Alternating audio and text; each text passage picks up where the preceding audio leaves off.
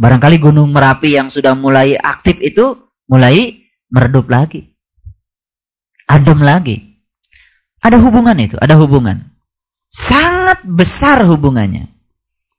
Itu musuh kita. Makanya untuk bisa mewujudkan yang tadi itu, yang 3 tadi itu harus dilakukan. Berbuat baik pada orang yang menyakiti kita. Nah, jadi yang 3 tadi itu berbuat baik pada orang yang menyakiti kita. Yang kedua, memaafkan segala tindakan yang pernah dilakukannya sama kita dan tidak usah diingat-ingat. Dan yang ketiga, jangan suka mengingat-ingat kebaikan yang pernah kita lakukan pada siapapun. Sebetulnya semua orang-orang yang kecewa dan sakit hati adalah orang-orang yang suka mengingat-ingat kebaikan yang pernah dilakukan pada orang lain. Dan dia punya harapan orang lain melakukan tindakan yang sama seperti yang dia lakukan. Padahal saya sudah kasih tahu kuncinya. Hidup itu selalu berubah, segala sesuatu pasti berubah dan berakhir. Artinya, hidup ini tidak segala sesuatunya sesuai dengan yang kita rencanakan. Dan itu sudah merupakan sebuah kenyataan hidup. Kalau itu kenyataan hidup, ya kita harus mengalirkan diri kita dalam irama kehidupan. Jangan sampai kita menentang. Sangat sederhana. Makanya, kalau pagi itu sebelum sholat subuh, duduk dulu. Coba meditasi dulu. Tarik napas pelan, lepaskan. Tarik pelan, lepaskan. Tarik pelan, lepaskan. Ketika tarik napas, kalau sudah tenang, ciptakan warna putih masuk ke dalam tubuh kita. Memputihkan seluruh sel dalam tubuh kita dari atas sampai bawah. Ciptakan oleh kekuatan pikiran kita. Begitu buang napas, ciptakan oleh kita bahwa warna hitam keluar dari tubuh kita.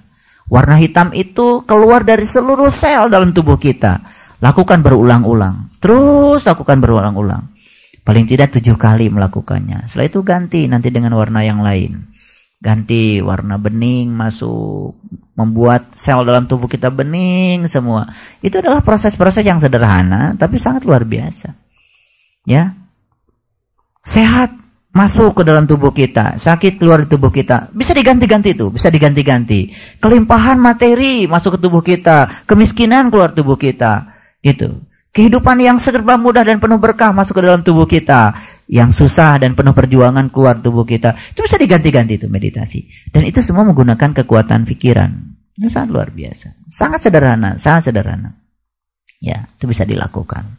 Ya.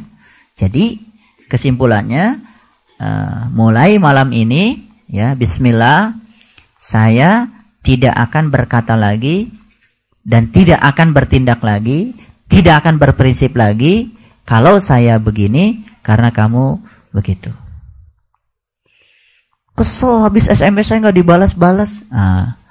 Udah daripada kesel kan lebih baik cari yang menyenangkan, ya kan? Udah. Ya, iya. SMS aja yang lain yang suka ngebalas. Susah. Cari susah aja. Oke, baik. Sekarang ayatnya. Coba lihat dulu sebelum saya lanjutkan kajiannya. Lihat Quran surat Al-Baqarah ayat 153. Ya. Jadi setelah kita punya prinsip aku begini bukan karena kamu begitu, kita bebas nggak dari masalah? Bebas nggak? Bebas. Bebas. Maka kita malam ini akan mendefinisikan bahagia dalam terminologi yang baru. Ya. Jadi kalau kita itu bahagia karena kita mendapatkan yang kita ingin, sedih ketika kita tidak mendapat yang kita ingin, itu belum bahagia. Yang tadi itu bukan bahagia sebetulnya. Itu masih penderitaan sebetulnya. Ya.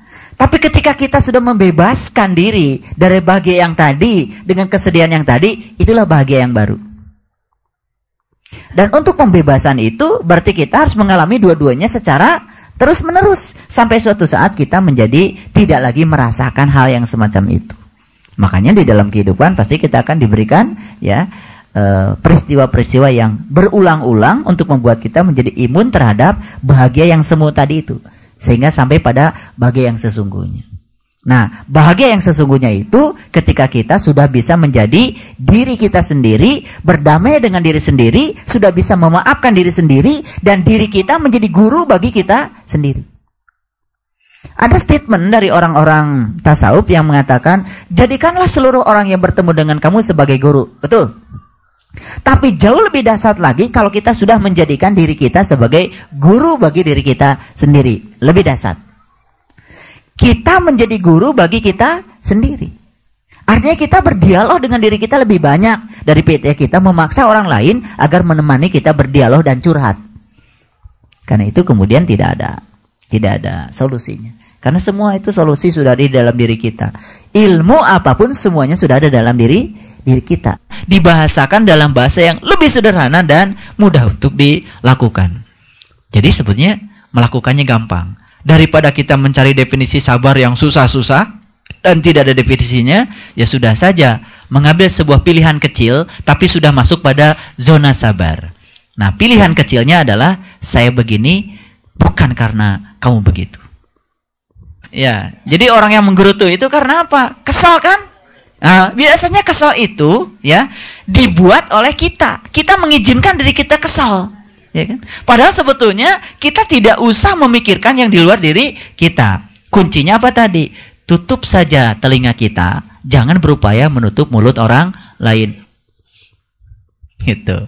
Jadi saya udah keringetan gini, coba untuk meyakinkan sebuah prinsip-prinsip hidup supaya kita jalani gitu. Dan ini saking ingin beda kita itu dengan yang lain. Saking ingin beda. Kesedihan saya yang paling luar biasa, kita bertahun-tahun sudah ngaji, tapi kita masih saja dililiti di dalam diri kita dengan kebencian, iri hati, hasud, menggunjingkan orang lain. Masih saja seperti itu. Saya sedih. Sangat sedih. Berarti ilmu kita tidak bermanfaat. Ilmu yang bermanfaat itu adalah ilmu yang mampu mengubah keadaan kita menjadi lebih baik.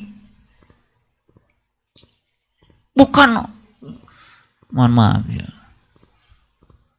Jangan kita mengklaim dulu, mohon maaf ya. Ilmu yang kita terima mungkin sama. Tapi yang bagi satu orang dia berkah, bagi orang lain tidak berkah. Bagi seseorang dia dapat berkah ilmu, bagi yang lain tidak dapat berkah ilmu. Di mana letak perbedaannya? Karena dia tidak khidmat pada ilmu. Ketika dia tidak khidmat pada ilmu, tidak akan dapat berkah ilmu. Akibatnya, ilmu hanya menjadi kebanggaan dirinya, tidak mengubah keadaannya menjadi lebih baik. Padahal Nabi berulang-ulang mengatakan, hari ini sama saja dengan hari kemarin. Itu adalah orang-orang yang rugi. Hari ini, ya, lebih baik dari hari kemarin itu orang-orang yang beruntung. Tapi kalau hari ini lebih buruk dari hari kemarin, itu adalah orang-orang yang terlaknat. Jadi Nabi mengatakan orang yang dilaknat Allah itu adalah orang-orang yang hari ini keadaannya lebih buruk dari hari kemarin. Artinya kita belajar ilmu, naik terus kelasnya, tambah banyak doanya, tapi apa yang kita dapat itu tidak mengubah keadaan kita. Itu artinya ilmu yang kita dapat itu hanya menjadi koleksi ilmu bagi diri kita, dan itu menjadi hijab baru bagi diri kita. Kenapa saya berbicara pada wilayah-wilayah seperti ini? Supaya kita sadar bahwa sesungguhnya sepanjang kita tidak bisa menata aspek-aspek lain, mi'raj hakikat kita dalam kehidupan, mi'raj yang syariat itu tidak akan pernah mengalami. Jadi harus ada hubungan timbal balik yang positif.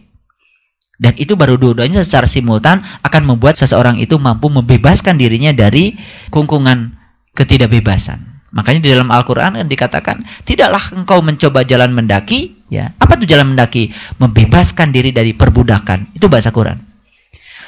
Jalan mendaki itu adalah membebaskan diri dari perbudakan. Kita diperbudak oleh keserakahan. Kita diperbudak oleh kemarahan. Kita diperbudak oleh iri hati. Kita diperbudak oleh kebencian. Kita diperbudak oleh kekerasan hati kita. Itu semua memperbudak kita. Kalau itu diperbudak oleh yang begitu-begitu, kita tidak akan pernah mengalami kebebasan. Akibatnya apa? Yang ada di dalam diri kita adalah penderitaan. Kebebasannya cuma kebebasan semu yang datang sesaat, hilang saat itu juga.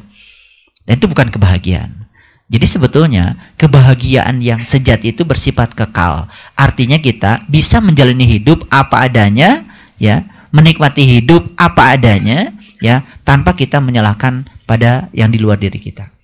Jadi saya begini karena pilihan saya, bukan karena kamu begitu. Ya. Jadi sebetulnya amarah yang tadi, keserakahan semua itu karena kita itu memiliki prinsip hidup, saya begini karena kamu begitu. Jadi yang pertama kata Allah, minta tolong itu dengan sabar. Ya. Sabar apa definisinya?